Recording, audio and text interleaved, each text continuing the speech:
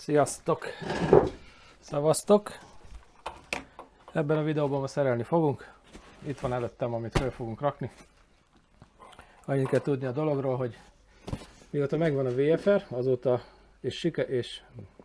mióta megvan a VFR és néhány hosszabb túrán túl voltam, azonnal meg is fogalmazódott az igény, hogy ebből a kormánnyal, ami a Hondán van, ez a csúti kormány, valamit kezdeni kell, mert hát én érzem a derekamat egy idő után már rajta, úgyhogy mindenképpen szerettem volna valami magasítást vagy átalakítást végezni ezen a részen, amit most meg is fogunk tenni. Itt van a dobozban a kormány átalakító szert, úgyhogy 2021. június kormányt fogunk váltani.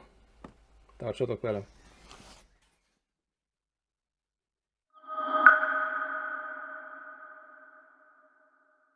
Nem is csináltam még unboxing, egy ilyen kicsomagolós videót.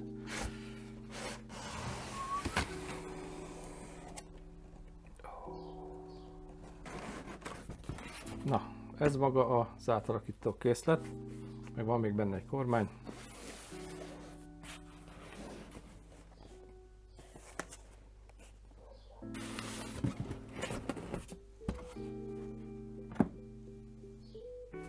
Elég gyorsan megjött németből, azt hiszem 3-4 nap.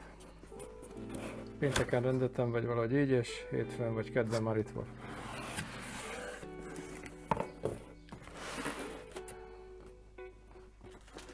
Jó, hát egy szokásos leírás, annyit tudni kell erre a készletről, hogy ez tűvengedélyes. Ezt a tűv jóvá hagyta. VFR 800 02-től.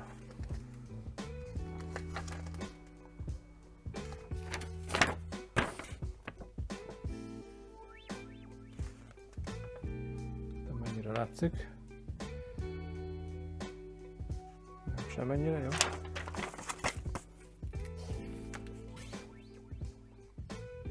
Hát nem vitték túlzásba a doboztartalmat, ez a kis leírás van hozzá, nagyon nem is írja, hogy mi van. A rögzítő csavar alátétekkel.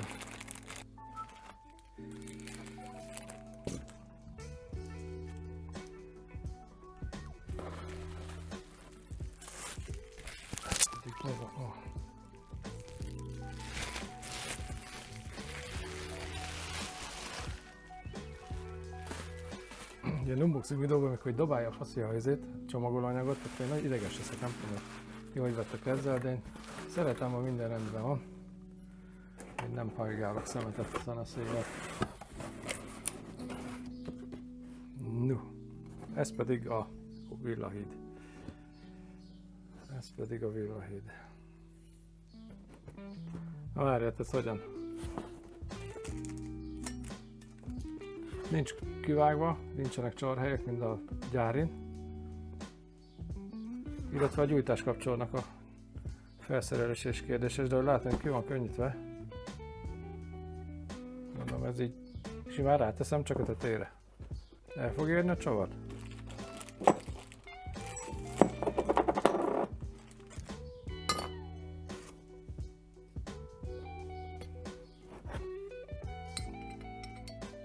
És nincs beütve semmilyen szám. Ja, de itt van egy visszafelől, de szerintem nem erre gondolt a költő.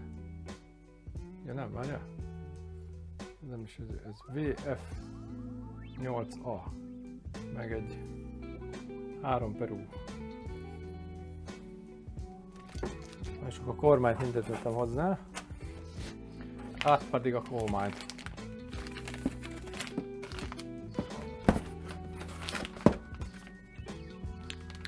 Es alumínium.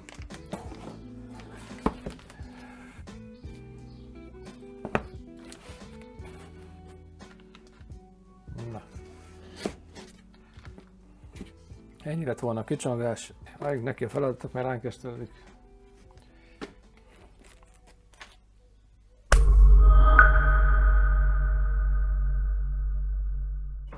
Na, most már ez így okés. Hát mondjuk, hogy okés. Alapesetben egy szerelős videó úgy zajlana, hogy ahogy haladunk előre a folyamatokban, azok felvételeit összefűzve jutnánk el a végeredményig, de ezúttal ez most nem így lesz. Meg is mondom nektek, hogy miért. Nem tanulmányoztam át alaposan a sethez kapott leírást, így belefutottam egy-két olyan problémába, amit utólag kellett finom hangolni, módosítani. Ezek a módosítások viszont meg az eredeti felvételek közé nem kerültek be, úgyhogy azt találtam ki, hogy úgy fogom nektek ennek az ABM kormány átalakító setnek a felszerelését bemutatni, hogy narrálni fogom a folyamatokat, a látottakat, egyben kitérve azokra a pontokra, amiket én elrontottam, hogy annak, aki esetleg egy ilyen kormány átalakító set felhelyezésébe gondolkodnik, az már ne fusson bele azokba a hibákba, amikor én, úgyhogy kezdjük is hozzá. Az első lépés, amit gyakorlatilag egy fél mondat, a gyári kormányoknak a leszerelése. Azaz. Jaj, de jó.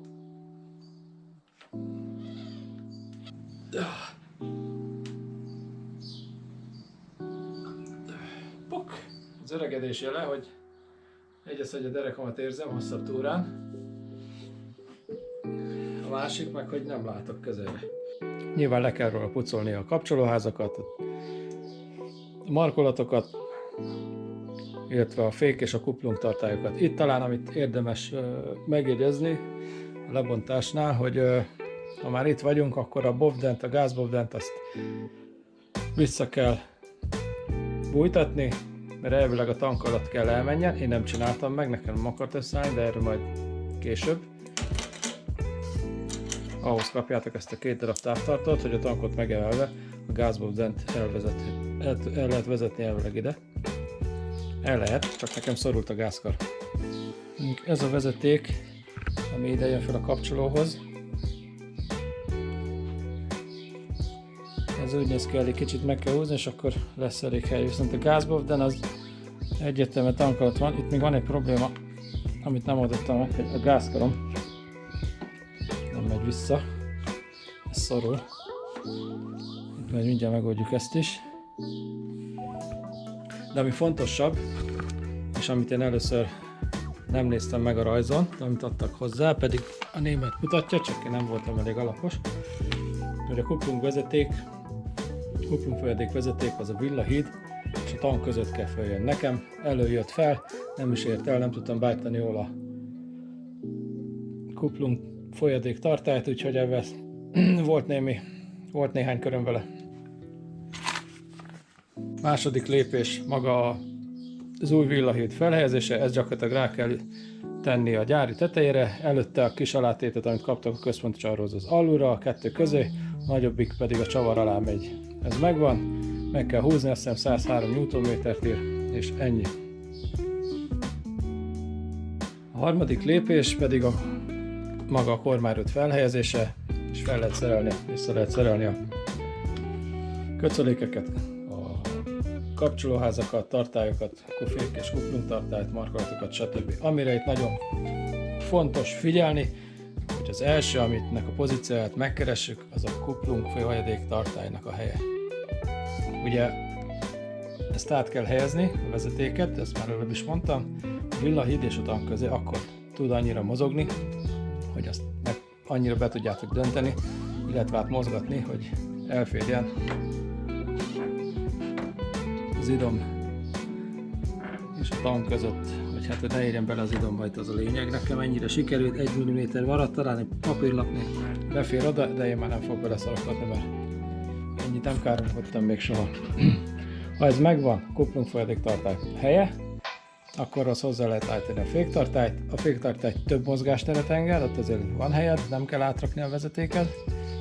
Itt annyi, hogy a dölésszöget hozzá kell állítani a kuplunghoz, és ennyi. És utána lehet, miután megvan a 2 tartály pozíciója, a kapcsolóházaknak a helyét feljelölni és felfúrni. Amire figyelni kell a kuplungnál, hogyha behúzod a kart, a fénykőbe ne érjen bele, illetve ez a betoló kis bizbasz ne érjen bele a kapcsolóház aljába. Másik oldalon, a fékkarnál, hát itt a bovdennek a kivezetéseit kell figyelni. Nyilván itt is a fékkar, hogy ne érjen bele a felső becsatlakozásba, a bovden becsatlakozásba, amikor elfordít a kormányt, akkor a tankba ne férjen bele. És nagyjából ez a trükk az egésznek.